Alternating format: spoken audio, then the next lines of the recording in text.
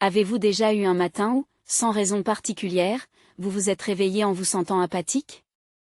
Vous n'êtes pas malade, rien ne va mal en soi, mais vous vous sentez vidé et démotivé, comme si vous n'aviez envie de rien faire. En observant ce sentiment de vide, vous réalisez que vous vous sentez ainsi depuis quelques semaines. Fatigué, léthargique, apathique, et c'est frustrant parce que vous vous souvenez qu'il y a un mois, vous étiez au sommet de votre forme. Vous étiez concentré, énergique, productif, et puis un jour, tout a changé. Vous ne l'avez même pas réalisé au début, mais votre énergie a disparu. Si vous avez déjà ressenti cela, ne vous inquiétez pas. C'est tout à fait normal. Nous connaissons tous ces hauts et ces bas, car c'est ainsi que fonctionne la vie. La moitié du temps, vous vous sentirez au-dessus de la moyenne, et l'autre moitié, vous vous sentirez en dessous de la moyenne. C'est ainsi que les moyennes fonctionnent. Le truc, c'est de simplement reconnaître quand vous passez trop de jours consécutifs en dessous de la moyenne. De cette façon, vous pouvez rapidement prendre des mesures pour inverser la tendance. Et si vous prenez l'habitude de faire cela, alors avec le temps, votre niveau de base de bien-être commencera à augmenter. Ce qui constituait une mauvaise journée pourrait alors être considéré comme une bonne journée il y a quelques années. C'est ce que nous appelons le chemin chaotique de l'amélioration, et nous sommes tous dessus. Personnellement, je suis tombé dans de nombreuses routines au fil des années, et ce que j'ai découvert, c'est que pour en sortir et faire remonter ma base, je n'ai pas besoin de faire quelque chose de fou. Je n'ai pas besoin de prendre des mesures drastiques. Généralement, il me suffit de me réengager dans 5 petites habitudes, que je vais partager avec vous dans cette vidéo. La première est de définir ce que signifie gagner la journée. Imaginez que vous vous asseyez pour jouer à un jeu pour la première fois. Votre ami vous explique toutes les règles, comment les pièces bougent et peut-être même partage quelques stratégies de base. Mais s'il omet une information essentielle, alors rien de tout cela ne vous aide vraiment. Alors, quelle est cette chose que vous devez savoir pour jouer efficacement à un jeu? C'est ceci, vous devez savoir comment gagner le jeu. Par exemple, est-ce la personne avec le plus de points, le moins de points, ou celle qui complète le niveau le plus rapidement? Vous joueriez au golf très différemment si vous pensiez que le but était de terminer les 18 trous le plus rapidement possible, n'est-ce pas? Cela pourrait même rendre le jeu amusant. La vérité, c'est que si vous ne savez pas comment la victoire est déterminée, alors peu importe ce que vous faites, peu importe à quel point vous êtes intelligent, créatif ou travailleur. Finalement, vos stratégies sont inutiles, et que vous gagnez ou non le jeu sera déterminé par la chance. Il est évident de voir pourquoi ce n'est pas une bonne stratégie dans le contexte d'un jeu, mais c'est exactement ainsi que la plupart des gens jouent au jeu de la vie. La plupart ne s'arrêtent jamais pour définir à quoi ressemble réellement une journée gagnante. Et en conséquence, ils passent leur vie à espérer avoir de la chance et à tomber sur une victoire. Mais généralement, ce n'est pas ce qui se passe. Voici ce qui arrive. Puisque vous n'avez pas une idée claire de ce à quoi ressemble la victoire, vous traversez la vie en vous sentant toujours comme un perdant, car il y a toujours plus à faire. Cela conduit la plupart des gens à vivre dans un état de mécontentement perpétuel et de frustration. Ils n'ont jamais cette euphorie qui vient de gagner le jeu de championnat.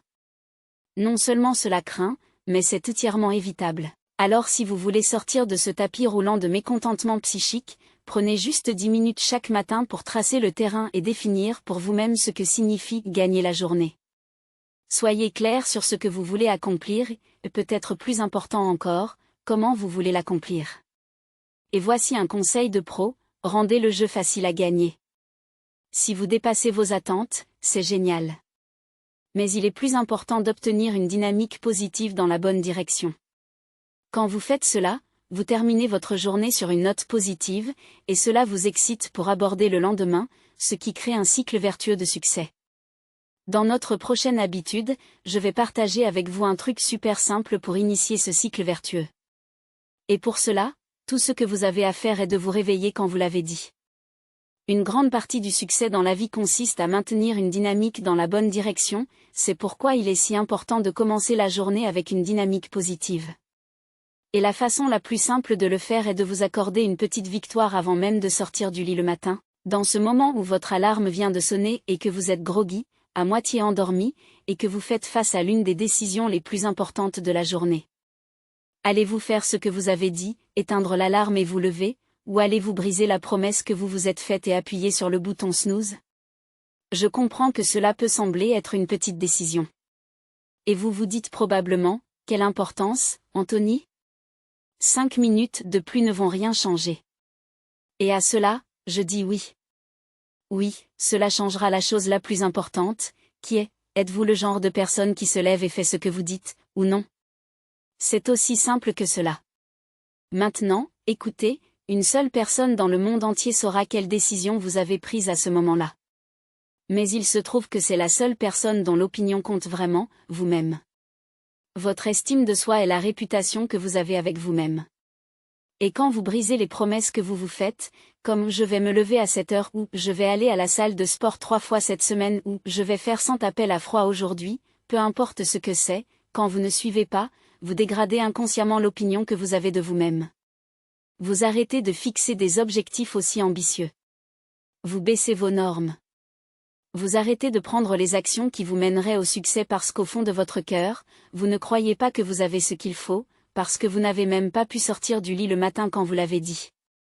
Pour clarifier, je ne dis pas que vous devez vous réveiller à 5 heures du matin ou compromettre votre sommeil de quelque manière que ce soit.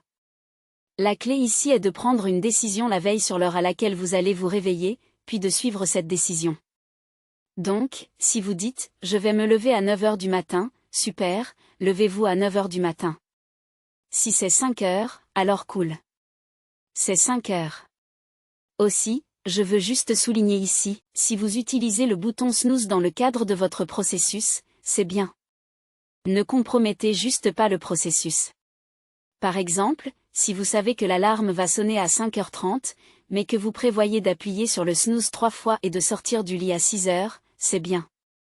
Mais quand il sera 6 heures, vous ne devez pas appuyer sur ce bouton snooze une 4e fois, sinon vous commencerez votre journée du mauvais pied avec une défaite. Ce qui rendra notre 3e habitude beaucoup plus difficile qu'elle ne l'est déjà, et cette habitude consiste à combattre le dragon en premier. Maintenant, j'ai une confession à faire. Je suis un énorme nerf. Dans une vie antérieure, j'étais auteur de science-fiction et de fantasy. J'ai écrit tout un tas de romans et l'une des choses que j'aime le plus à propos de la science-fiction, c'est que chaque histoire tourne autour d'un héros qui fait quelque chose d'incroyable. Luke Skywalker fait exploser l'étoile de la mort. Frodon traverse le Mordor pour jeter l'anneau dans un volcan. Katniss Everdeen passe en mode Rambo contre une bande d'adolescents pour sauver sa sœur contre des chances impossibles. Nos vies, en comparaison, sont dominées par des listes de tâches remplies de choses comme faire les courses, promener le chien ou payer les factures. En conséquence, cela peut vous faire sentir comme le héros d'une histoire vraiment ennuyeuse. J'ai découvert quelque chose d'assez incroyable récemment. Nous pouvons rendre les choses plus ou moins épiques simplement par les mots que nous utilisons pour les décrire. Par exemple, si vous voulez motiver un enfant à faire quelque chose qu'il ne voudrait normalement pas faire, vous devez juste le reformuler comme une aventure. Alors, au lieu de dire « nous devons trouver ton manteau pour partir », reformulez cela comme « nous devons partir en quête pour trouver ta veste mythique disparue afin que nous puissions partir à l'aventure vers l'épicerie ». D'accord, cela fonctionne incroyablement bien avec les enfants, mais vous n'êtes pas si crédule, n'est-ce pas? Faux. Vous n'êtes qu'un grand enfant et le même principe s'applique. Nous pouvons modifier nos comportements simplement en changeant les mots que nous utilisons pour décrire les actions que nous devons entreprendre. Pour moi, reformuler les choses pour qu'elles paraissent épiques est incroyablement efficace pour améliorer ma productivité. Et une reformulation très puissante concerne la façon dont je pense à la chose essentielle. Ce concept consiste à déterminer quelle est cette tâche singulière la plus importante qui, si elle était accomplie, vous ferait avancer le plus rapidement vers votre objectif. Récemment, j'ai commencé à appeler ma chose essentielle le dragon quotidien. Et encore une fois, je sais que je suis un nerf, mais je ne vais pas m'excuser pour ça. Mais quelque chose dans l'idée de combattre un dragon est juste beaucoup plus motivant pour moi qu'une simple tâche sur une liste de choses à faire. Et peut-être que ce n'est pas la même chose pour vous, mais essayez peut-être. Voici la chose à propos du dragon quotidien, il ne sera jamais plus petit ou plus faible qu'il ne l'est à ce moment précis.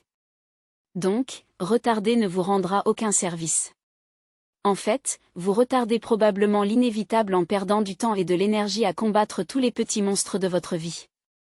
Tout ce que vous faites vraiment, c'est de vous épuiser, ce qui rendra votre bataille avec le dragon quotidien plus difficile qu'elle ne devrait l'être. Pour sortir d'une routine et remettre votre vie sur les rails, réveillez-vous le matin quand vous l'avez dit, définissez à quoi ressemble une journée réussie, puis allez combattre le plus grand et le plus méchant dragon dès que possible. Débarrassez-vous-en, puis continuez avec le reste de votre vie épique. Cela nous mène à la 4e habitude qui va résoudre 99% de vos problèmes, prenez plus de soleil. Pendant la majeure partie de l'existence de l'humanité, nous n'avons eu accès qu'à 2 sources de lumière, le soleil et le feu. Et parmi ces deux, le soleil a été de loin la plus grande source de lumière dans nos vies. En conséquence, nos cerveaux ont évolué pour traiter la lumière du soleil de manière très unique.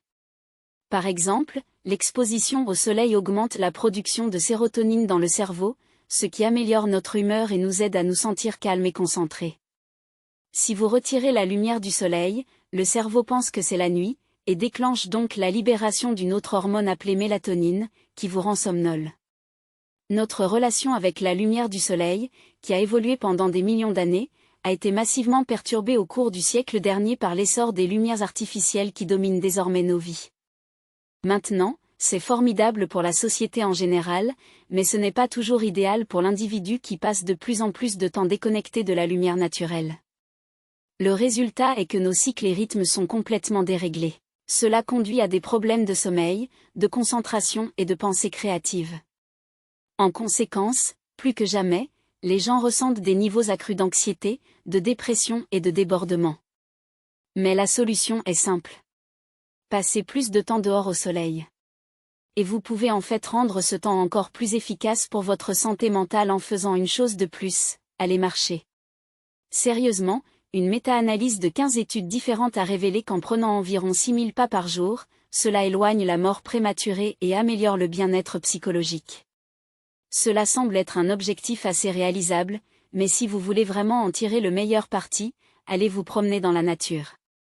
D'autres études montrent qu'une marche de 60 minutes dans la nature par rapport à un environnement urbain réduit l'activité de l'amygdale, la partie de votre cerveau qui traite les émotions. Cela peut vraiment vous aider à sortir de votre routine. Allez simplement faire de longues promenades dehors dans la nature. Maintenant, de toutes les habitudes dont nous avons discuté jusqu'à présent, elles sont toutes excellentes et produiront des résultats bénéfiques dans votre vie.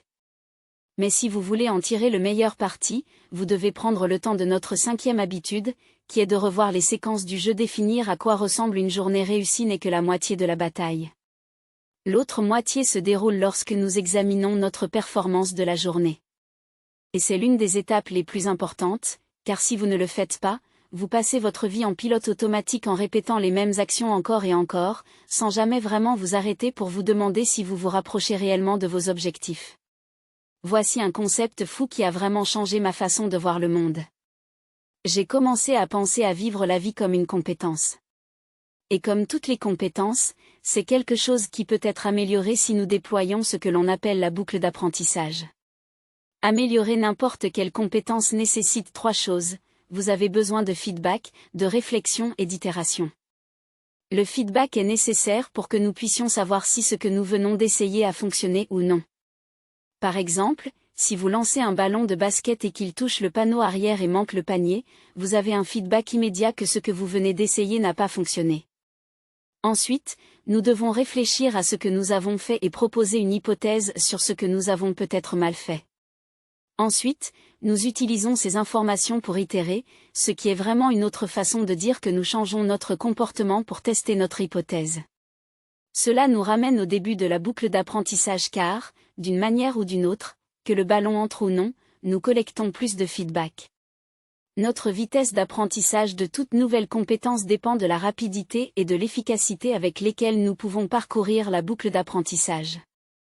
Malheureusement, la plupart d'entre nous n'améliorons pas notre compétence de vie car bien que nous puissions collecter des feedbacks et peut-être même itérer, si nous ne prenons pas réellement le temps de réfléchir à ce que nous faisons et comment nous le faisons, alors nous ne sommes qu'un singe lançant une balle sans réfléchir en espérant qu'elle entre dans le panier.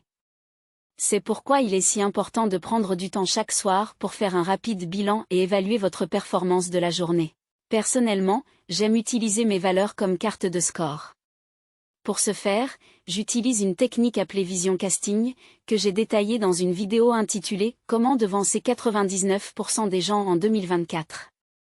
Un lien pour cela devrait apparaître ici à l'écran quelque part, mais je mettrai également un lien dans la description ci-dessous. Je vous recommande vivement de consulter cette vidéo car j'ai trouvé que le Vision Casting était un outil vraiment puissant pour résoudre bon nombre de mes problèmes de vie. Et si vous combinez cela avec les 4 autres habitudes dont nous avons discuté dans cette vidéo, je ne pense pas que vous tomberez jamais dans une routine à nouveau. Salut, les gars.